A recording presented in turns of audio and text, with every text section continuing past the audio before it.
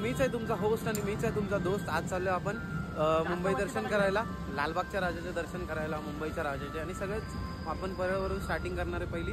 तर आपण सर्वात पहिले जाऊया परळच्या सम्राटला।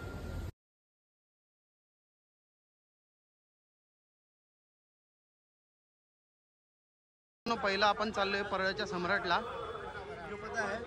आता आतमध्ये जाऊन तुम्हाला दाखवतो मूर्ती कशी आहे। दर्शन तर इथे पण मस्त केलेलं आहे, गाणी वगैरे लावलीत म्हणून मी पुढे येऊन शूट केलं जरा।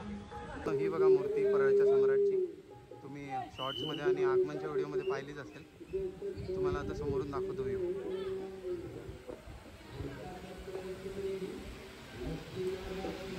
हे बघा मित्रांनो मूर्ती परळच्या सम्राटची, सुंदर आहे की नाही? ही बघा अजून समोरून दाखवतो मूर्ती तुम्हाला। शुभमला इथं भेटलेलं आहे, त्यांनी ड्रॉइंग बनवून आलेली म्हणून त्यांचं हे करत आहेत आणि ते खूप खुश आहेत आज। मित्रांनो आता इथून आपण वळणार आहे परळच्या राजाला।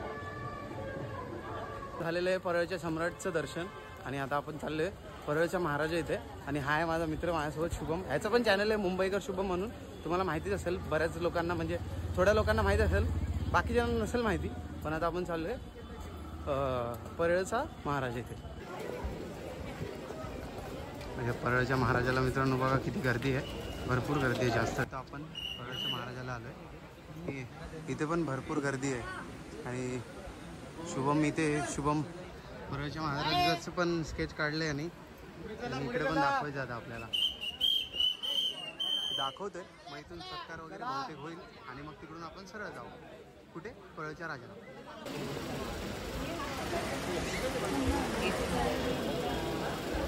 आणि शुभम चाललोय आणि परळच्या महाराजाला त्यांचं स्केच दिलंय इथं।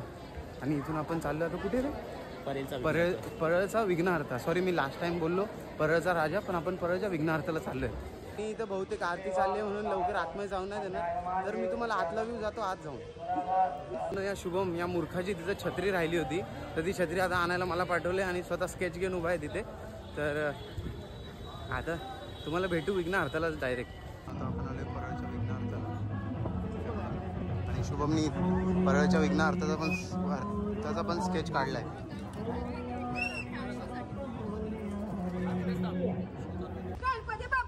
इथं 1.5 दिवसाचे आज गणपती जातात आणि आपण आता चाललोय कृष्णानगरच्या राजाला।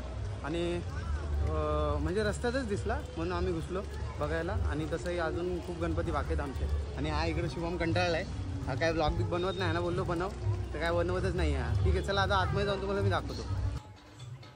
हे बघा मित्रांनो हा आपला कृष्णानगरचा राजा। या बाप्पाला पण 106 वर्ष झाले।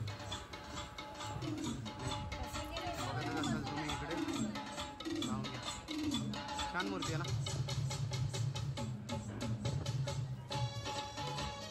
आपल्याला कृष्णानगरच्या राजाचं दर्शन झालंय आणि इथून आपण आता चाललोय परळच्या लंबोदरला आणि मग तिथून जाणार आहे आपण परळच्या राजाला। इथं परळच्या लंबोदर जवळ आलो आपण, पण इथे लाईट गेल्यामुळे बाहेरचा व्ह्यू दिसत नाही, पण आतमध्ये तर लाईट आहेच। तर आता तुम्हाला आम्ही आतमध्ये जाऊन डायरेक्ट बाप्पाचे दर्शन करवतो जाऊन आतमध्ये। आणि ही बघा ही पण खूप मोठी मूर्ती आहे आणि सुंदर मूर्ती आहे भरपूर।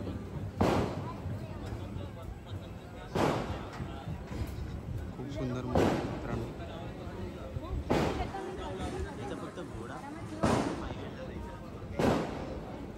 आता पण 1.5 दिवसाचे गणपती चालले आणि आता आपण चाललोय परळच्या राजाला।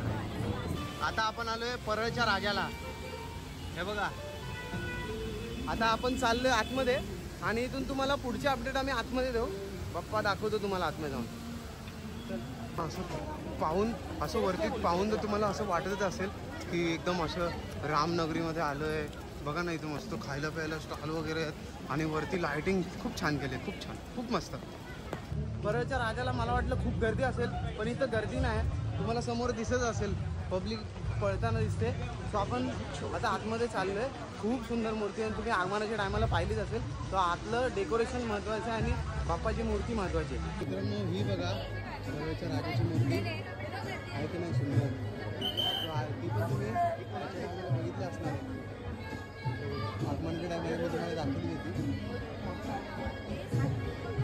सुंदर आहे की नाही, मस्त. आणि इथे पण शुभमनी स्केच बनवली आहे. शुभम आता स्केच घेऊन आला इकडे आणि त्याला पण स्केच द्यायची का तिकडे परळच्या राजाची. शुभमनी बघा ना एकदम कट काढलेलं आहे. हे बघा ना परळचा राजा माझ्या समोरच आहे आणि मस्त काढलं, सुंदर काढलं, खूप मस्त. Keep it up bro.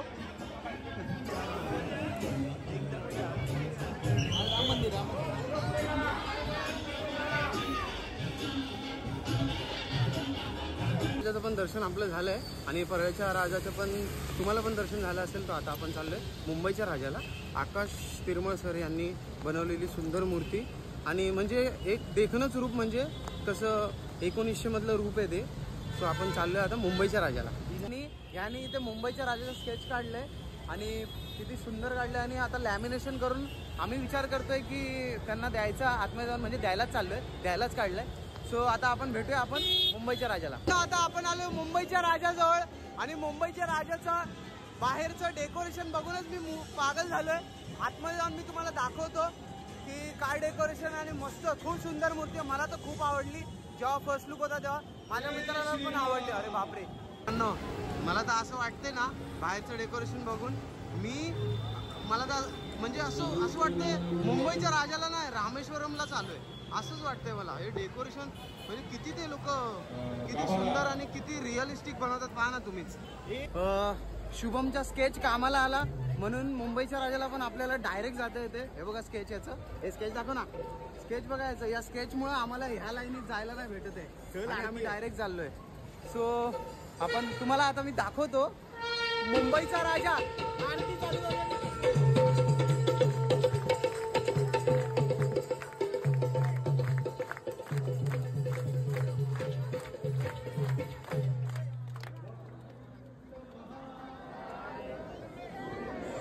आरती चालू झालेली आहे मित्रांनो आणि आपण तुम्हाला नंतर आतमध्ये जाऊन दाखवू की काय मुंबईचा राजा कसा दिसतो आणि कसं.